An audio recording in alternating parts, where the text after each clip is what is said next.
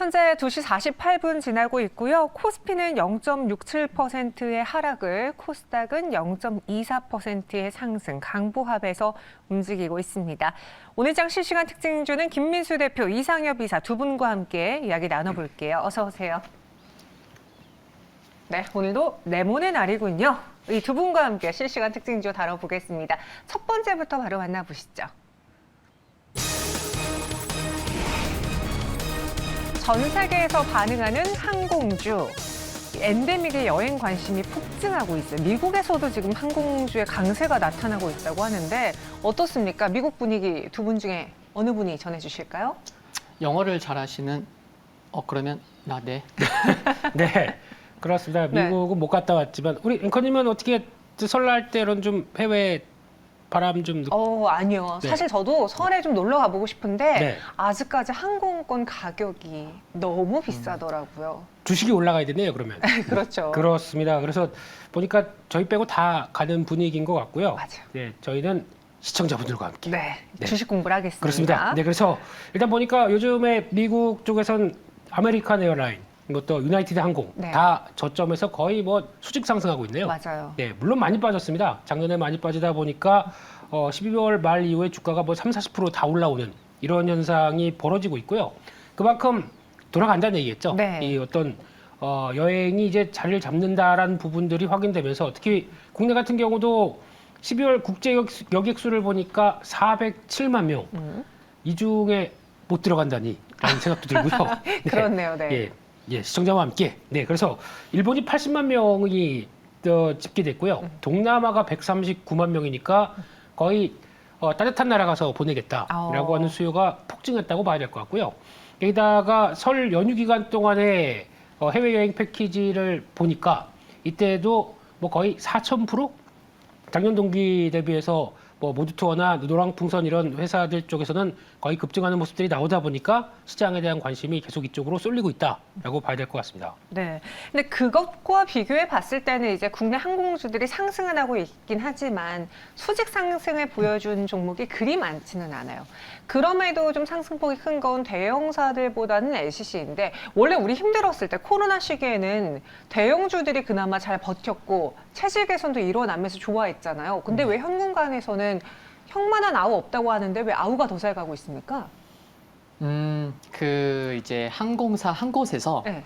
이제 설문조사를 했습니다. 1,000명이 넘는 이제 여행객한테 이제 설문조사를 했는데 올해 해외여행 계획 관련된 설문조사였었어요. 네. 근데 그 정체 응답자의 71%가 이제 뭐 미국이나 이제 뭐 유럽을 가기보다는 이제 일본이나 이제 동남아 중단거리 이제 여행을 선호한다라고 이제 얘기를 했죠.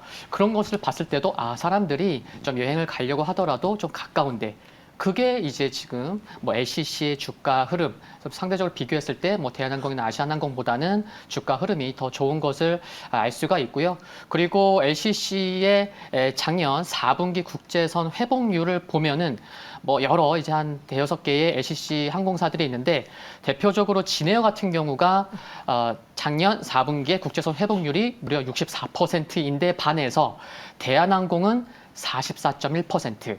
그리고 아시아나항공은 무려 37.1%. 굉장히 숫자가 낮죠. 그래서 이게 항공 여객 수요 증가를 하긴 했는데 대부분이 이제 단거리 노선에 집중이 되다 보니까 좀 이와 같은 좀 차이 나는 그런 수치를 볼 수가 있겠고요. 또 하나 더 말씀드리면은 이제 그 기업 결합 승인 그 이제 날짜도 이번 주에 좀 확인할 수가 있었는데 이제 다음 달 17일이라고 합니다. EU 이제 승인 받기 위한 그 날이 17일인데 지금 기업 결합 승인을 받기 위해서 대한항공이 이제 신생 국적 항공사의 일부 노선의 그 운수권을 양도하는 방안을 또 협의 중에 있다는 그런 뉴스도 좀 오늘 확인할 수가 있어서 좀 그런 이슈도 좀 확인이 필요한 것 같아서 LCC가 좀 더 강한 것 같습니다. 저희 시청자분들도 아우가 키가 더 큰 경우도 많고 아우가 몸집이 더 큰 경우도 많고 한국 시장은 형보다 아우죠라고도 또 글 올려주셨는데 대표보다 이사가 뛰어납니다. 아, 그렇습니까? 아, 네, 네. 근데 여기서 궁금한 건요. 사실 이전에 그 리오프닝 기대 때문에 항공주들이 전반적으로 올랐을 때 그때 LCC가 저에게는 안 좋은 기억을 줬었어요. 좀 살아날라 치면 유증 이야기 나오고 살아날라 치면 유증 이야기가 나와서 아, 이건 내가 투자해서는 안 되겠다라고 좀 발을 뗐던 쪽이었는데 이제는 그럼 그 유증 이슈와 뭐 자본 이슈는 다 끝이 난 거예요? 해결이 된 거예요? 이렇게 되기 시작하게 되면 자생할 수가 있겠죠. 그러니까 어. 그동안의 여러 가지 각고의 노력을 통해서 어느 정도 솔직히 누가 희생한 겁니까? 주주분들이 손해 그렇죠. 보시고 희생한 같이 부분이죠. 버텨준 거죠. 그렇습니다. 그렇게 되면은 이제 더 자금이 필요할까라고 고민했었는데 이게 빠르게 순환이 되다 보니까 그 부분은 이제 더 걱정은 안 하는데 문제는 여기서 발생하는 게 그 사이에 증자를 하고 또 자본을 확충시켜 놓던 과정이 나오게 되면 이제 덩치가 이만해졌죠. 그러니까 보통 보면은 지난번에 증자를 했던 규모도 뭐 최소한 50% 정도까지 자본금의 50%까지 했다라고 하게 되면 벌써 시총은 그만큼 늘어난 겁니다. 네. 그럼 실적이 과거 2019년도까지 가면 안 됩니다. 그 이상으로 50%를 더 해줘야 밸류가 맞을 수 있을 정도로 그러니까 실적에 대한 강한 변화가 나오기 시작해야 그게 이제 밸류 평가가 이제 싸다 비싸다가 나올 텐데 그만큼 덩치가 커진 만큼 그에 걸맞는 실적을 보여주는 속도 이것도 하나 중요한 변화가 아닐까 싶기 때문에 지금 상황으로는 비쌉니다 당연히. 근데 그거를 약간 기대감과 빨리 변하겠지를 않고 움직인다는 점, 이 점을 확인하셔야 될 것 같습니다. 아, 저희 시청자 중에 이민경님은 대한아시아나 세상 무겁다. 실적이 나와도 안 가는 대한항공이다라고 글 올려주셨어요. 실제로 대한항공이 그 코로나 시기에 정말 역대급 실적을 내놓으면서 버텨줬는데 이제는 뭔가 폭발적인 상승을 보여줄 때가 됐는데 또 이번에는 여객과 항공 그 뭐 시서 싸움이라고 해야 되나요? 뭐 그런 것 때문에 계속해서 대한항공에 대한 눈높이를 또 낮추고 있어요. 이거 어떻게 해야 되는 건지 항공주에 대한 투자 의견 두 분에게 한번 다 여쭤볼게요. 네, 저부터 이제 말씀을 드리면 이제 중국 리오프닝 기대감은 계속해서 좀 관심 있게 봐야 될 것 같고 그래서 중기적 관심 필요하다고 이제 말씀을 드리겠고요. 이제 뭐 채팅창에서도 이제 말씀하시는 것 같은데 수익률 관점에서는 이 큰 기업보다는 LCC 쪽에 좀 관심을 갖는 게 좀 필요할 것 같고 굳이 한 종목 말씀드린다고 하면은 뭐 제주항공, 제주항공. 예, 12월 달에 그 국제선 회복률이 무려 70%까지 나왔고 이제 올해 들어서 하루도 빠짐없이 또 연기금이 또 매수를 하고 있더라고요. 네, 그런 부분에서 뭐 여러 가지 관심 종목 중에서도 제주항공 보는 것도 괜찮겠다라는 말씀드립니다. 제주항공은 11월에 기록한 8,000원대에서 지금 거의 2배 가까이 올라와 있는 상황입니다. 하지만 여전히 그 잘 나가던 시기와 비교를 해본다면은 가격적인 매력이 더 있어 보이고요. 김민수 대표님은 어떤 종목을 또 보시겠어요? 네, 항공이니까 항공만 가면 좀 그렇겠죠. 네. 근데 지금 방향은 맞습니다. 방향은 이 맞는데, 방향은 맞는 거예요. 네, 항공주가 회복하는 방향은 맞죠. 네. 어디다 손짓을? 네. 이 방향은 맞는지. 그렇습니다. 네. 방향 맞는데 속도 같은 경우는 앞서 말씀드렸듯이 기대감이 확 커져서 단기로 뭐 많이 오르게 되면 시총이 또 커지는 부분이 있겠죠. 네. 그 점은 오히려 트레이딩 관점으로 보는 게 맞겠다라는 쪽인데 차라리 그러니까 항공사가 여러 가지 바쁘게 움직인다. 그러면 항공에 부대된 서비스도 바쁘게 움직여야 되겠죠. 그렇죠. 그걸 하는 회사가 한국공항입니다. 아, 네. 그 음식, 케이터링, 기내식, 케이터링 서비스. 케이터링 서비스. 네. 뭐 이런 거부터 네. 모든 또 주유나 화물 하역 이런 것들 다 하는 쪽이죠. 그러니까 특히 외국 항공사가 우리나라에 왔을 때도 네. 또 그런 걸다 하면서 나오는 이제 수수료 기반의 회사다 보니까 항공사가 바빠질수록 실적들은 더 좋아지겠죠. 이 부분도 좀 지켜보셨으면 좋겠습니다. 그래서 제주항공과 한국공항 이야기 나왔습니다. 대형사들은 이번은 패스를 할게요. 저희가 오히려 몸집이 좀 작은 종목들 위주로 수익률이 더 잘 나올 것 같다라고 정리해봤고요. 두 번째 실시간 특징 좀 만나보겠습니다. 큰손 기다리는 GK, 흑자 전환을 노린다. 일본 큰손 덕분에 4분기 흑자 전환이 전망된다고 하는데 저는 그 세븐럭 카지노가 남산 힐튼 호텔에 있던 걸 본 세대거든요. 네, 네. 근데 이제 이동한다면서요.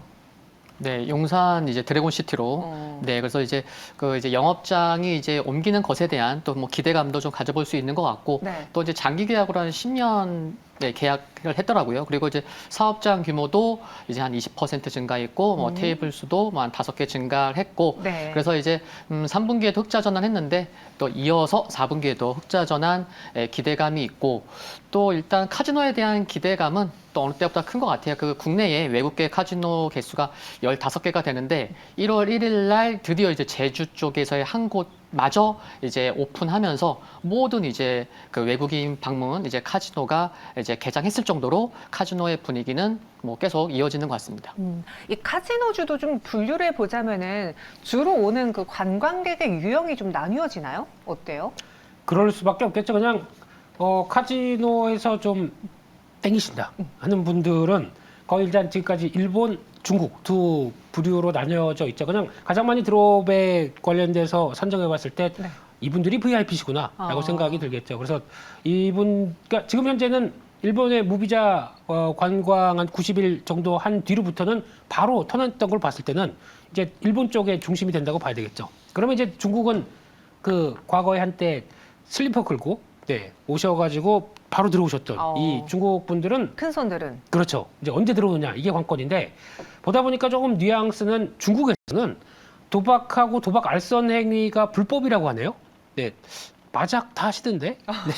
네. 근데 이게 불법이다 보니까 현지에서 뭐 GKL 같은 경우도 마케팅을 축소할 수밖에 없다라는 쪽도 얘기가 나오는데 그래서 결국은 지금 반부패 명목으로 카지노 규제했던 부분들 이게 얼만큼 완화되느냐도 또 하나의 영업을 해서 그럼 저 한국으로 오세요라고 할 수 있는 활동을 할 수가 있겠죠. 이 부분도 한번 체크를 할 필요가 있는데 결국은 저희가 다 예상하는 것처럼 네. 3월 이후 춘절 끝나고 나서 리오프닝 또 본격화돼서 이제 나오는 중국인들의 변화 하게 되면 기대감은 높다고 봐야 되겠죠. 네. 그럼 앞서 항공주에 대해서는 방향이 맞다라고 했잖아요. 네. 카지노주의 방향도 맞아요? 맞습니다. 맞군요. 네. 그리고 말씀해주신 것처럼 큰 손들의 경우에는 제가 이제 큰 손이 아니어서 생각을 못했는데 내가 만약에 큰 손이라면 가는 곳만 갈 것 같아요. 왜냐 거길 가야지만 나를 서버해 주시는 분들이 와주시고 또 그리고 딱 나의 취향을 알 거 아니에요, 그죠? 포인트 쌓여요. 아 죄송합니다. 그렇기 때문에 각 카지노마다 주요 관광객들이 정해져 있을 것 같고 또 그리고 주요 드롭백 그런 것들이 VIP들이 따르게 있을 것 같거든요. 네네. 그 3, 4를 좀 대표적으로 비교해 보자면 파라다이스, GK, 롯데 관광개발이지 않을까요? 네, 그래서 파라다이스는 이제 파라다이스 시티 이제 북한 리조트로 이제 유명하고 이제 화면에서도 나왔었지만 이제 GKL이 이제 12월 달에 이제 중국 방문이 뭐 전년 동기 대비해서 얼마 증가했고 보셨을 텐데 파라다이스는 증가한 수치가 굉장히 더 큽니다. 그래서 12월에 일본인 방문객이 무려 12만 800%, 그리고 또 중국인 방문객은 165.8%. 그래서 GKL 쪽보다 방문 그 증가폭이 굉장히 크게 증가했다. 그래서 시가총액을 봐도 그렇고 파라다이스 쪽이 좀 크게 증가하는 수치도 확인할 수가 있겠고요. 그리고 롯데관광개발 같은 경우에는 제주 쪽이 이제 집중되는 상황인데 그 제주 직항 노선이 증가하는 게 중요한데 이게 참 차질이 좀 있는 상황인 거죠. 네. 네, 홍콩이나 마카오에서 출발하는 입국자조차도 좀 차질이 있기 때문에 지금 실적을 보더라도 파라다이스나 GKL 같은 경우는 3분기 흑자 전환했고 4분기에도 좀 수치가 좀 커질 수 있는 기대감이 있는데 롯데관광개발 같은 경우에는 3분기도 적자, 4분기도 적자, 1분기까지도 지금 적자 우려가 있기 때문에 그런 부분이 있구나라는 걸 좀 참고하시면 좋겠고요. 그리고 GKL은 이제 새로운 사업장에 대한 위치는 남산이 정말 좋았거든요. 네, 그래서 이제 비교해봤을 때 방문객도 다른 사업장들보다 굉장히 좋았는데 이게 용산으로 옮긴 것이 좀 어떻게 좀 수치가 나오는지 그 부분 체크하는 게 좀 중요할 것 같습니다. 남산에서 용산으로 바뀐 이후에 그 GKL의 실적들도 체크가 필요하다. 셋 중에 탑으로는 파라다이스를 꼽아주셨어요. 이상현 미사님은. 김민수 대표님도 동의하시는지요? 저는 서부 T&D요. 서부TN님은 또 용산입니까? 그렇습니다. 용산 시대라면서요. 네. 네, 그러면 서부 T&D도 같이 어떤 수수료 베이스나 이런 게 나오기 시작하겠죠. 그렇죠. 네. 드래곤시티 쪽에 영업권을 갖고 있잖아요. 그렇습니다. 그리고 또 거기서 또 하시면 네. 표 안 돼 그냥 바로 올라가야지 뭐 이런 분위기도 나오지 않을까요? 그럴 수 그러면 있죠. 호텔 객실 영업도 잘 될 것 같고 거기다 자산 가치도 생각하게 되면 괜찮을 것 같고 그런 쪽도 보셨으면 좋겠습니다. 같은 얘기 뻔한 얘기 안 드리려고 그런 겁니다. 아유, 네. 파라다이스. 그리고 정말 이 GKD 용산에서 시대를 제대로 한다면은 같이 콩고물이 떨어질 수 있는 서부 T&D까지 보자라고 전해주셨어요. 이어서 세 번째 실시간 특징주 만나보겠습니다. 디지코 KT AI로 달린다. 초거대 AI 서비스 상용화가 나왔어요. 이 초거대 AI 서비스는 뭐예요? 이제 좀 더 시간이 흐르면은 이제 AI 로봇은 거의 인간이야라고 이제 얘기할 정도로 이제 그렇게 좀 보면 될 것 같아요. 그래서 초거대 AI라고 하면은 이제 빅데이터를 학습해서 자율적으로 사고를 해서 판단까지 하는 네. 네, 그런 이제 AI라고 보면 될 것 같고요. 그리고 이제 지금 오늘 KT 관련돼서 뉴스가 나와서 KT 관련된 종목분들도 뭐 급등하는 상황인데 정말 오랜만에 KT 홈페이지에 들어가니까요. 어떤 게 나와 있냐면은 우리는 사람을 도와주는 AI, 빅데이터, 클라우드 기반의 디지털 플랫폼 기업이다. 이렇게 이제 나와 있어요. 그래서 KT가 좀 AI 쪽 신성장 동력으로 그쪽을 좀 보고 있구나라는 것도 알 수가 있고 또 그러면 SK텔레콤도 한번 들어가 봐야죠. 들어가 보니까 이제 재생 화면으로 5개가 넘어가는데 첫 번째 화면에서 소개하고 있는 거는 우리도 AI 컴퍼니다. 네, 그래서 지금 이제 통신사들이 이쪽 AI 또 ICT 기업으로 좀 변모해 가려고 어제 오늘 얘기는 아닌데 그렇죠. 네, 올해 조금 더 부각받을 수 있는 그런 시기로 가는 것 같습니다. 그럼 이 KT가 원래 그렇잖아요. 통신으로는 사실 정말 탄탄한 실적을 가져다 주잖아요. 우리가 다른 돈은 줄여도 이 휴대폰 개통된 거를 줄일 수는 없고 통신 요금을 줄이긴 또 힘들잖아요. 그렇습니다. 그런 면에서 안정적인 캐시카우가 있고 여기에 플러스 알파를 항상 무언가 성장 동력으로 찾고 있는데 이번엔 AI로 보는 것 같습니다. 증권가의 평은 어때요? 뭐 좋은 얘기 나오면 다 좋다고 좋다고 하겠죠. 하고. 네, 뻔합니다. 그런데 지금 KT만 부각을 봤는데 다 하고 있습니다. SK텔레콤도 그렇고. 이런 사업은요? 그렇죠. 다 왜냐하면 어떤 사업에 갖다 붙이기가 딱 좋거든요. 그리고 또 시너지를 내기 좋다 보니까 AI는 다 붙는 게 맞다라고 보는데 조금 특이한 거는 KT가 추구하는 AI 풀 스택이라고 합니다. 네. 우리 다 갖추고 있다라고 얘기를 하는데 KT 클라우드 있죠. 게다가 리벨리온이라는 회사는 조금 주목해야 될 것 같습니다. 요거는 AI 반도체 팹리스 하는 회사인데 저희가 오픈 엣지 테크놀로지라는 회사 얘기하면서 같이 많이 거론되는 회사 중에 하나입니다. 그래서 KT 자회사다라는 쪽이고 또 하나 AI를 통해서 인프라 솔루션을 깔아간다라고 했을 때 모레? 네. 내일 모레 할 때 네. 모레라는 또 그 브랜드도 갖고 있는데 이번엔 또 AI 서비스가 믿음이라면서요. 그럼 다음은 맞아요. 네, 발음 잘했는데 믿음. 네, 믿음. 네, 믿음. 그럼 다음은 소망, 네. 사랑. 네. 네. 이상입니다. 진짜 레몬 너무 쉽네요. 어떻게 두 분이 또 그런 면에서는 이렇게 쿵짝이 척척 맞으시는지. 믿음이라는 그 KT의 초거대 AI 서비스를 기대해 보고 있다. 그런데 이것들을 사실 KT만 하는 게 아니라 모든 통신사들이 할 수밖에 없는 게 또 5G, 6G하고 연결되는 거기 때문에 지금 주 사업 성장 동력으로 내놓고 있습니다. KT 차트를 오랜만에 봤어요. 배당락의 충격을 거의 다 회복해낸 상태인데 두 분이라면은 이 초거대 AI 한번 베팅을 해 보시겠어요? 어떻게 하시겠어요? 좀 무거운 측면이 있는데 그래서 중요한 거는 최근에도 이제 주가가 이제 반등하다가 좀 하락했었고 다시 반등하고 있는데 네. 4만 원을 돌파를 못한 상황에서 좀 이제 조정이 나왔었죠. 그래서 4만 원을 돌파하고 안착하기 위해서는 아까 좀 대표님께서 말씀해주신 그 이제 신성장 동력 그 부분에서 좀 가시화되는 부분이 좀 중요하겠다라는 말씀 드리고 싶고 또 이제 매년 배당금은 뭐 증가하고 있다는 것도 뭐 잘 아실 거고요.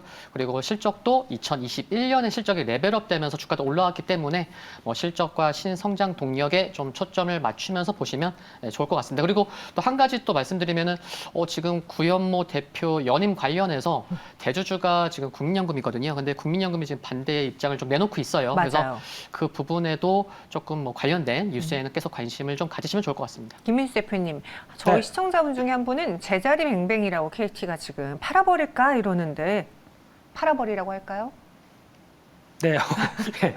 지금 혹시 배당 받으셨고 네. 큰 손해 없으시면 차라리 비중 줄이시는 게 좋을 것 같습니다. 네. 저는 관망입니다. 관망이요? 네. 차라리 이런 거보다 배당은 아직 좀 또 시간 걸리겠죠. 그렇기 때문에 시세를 노린다라고 하면 저희 지난주였나요? 또 한번 얘기 한참 했던 오픈랜 관련된 아, 맞아요. 솔리드가 낫겠다라는 입장 쪽으로 그리고 통신 쪽에서는 통신 장비 쪽에서 올해 성과를 낼 만한 회사 이런 걸 보자라고 말씀드리겠습니다. 차라리 KT의 배당을 다 받을 수 있는 상황이라면은 현 구간에서의 수익을 조금 더 노려보기보다는 오픈랜과 관련된 솔리드 쪽으로 시선을 옮겨보겠다라는 투자 의견 드렸습니다. 여러분 3가지 실시간 특징주 잘 참고해 보시고요. 두 분 인사드릴게요. 고맙습니다.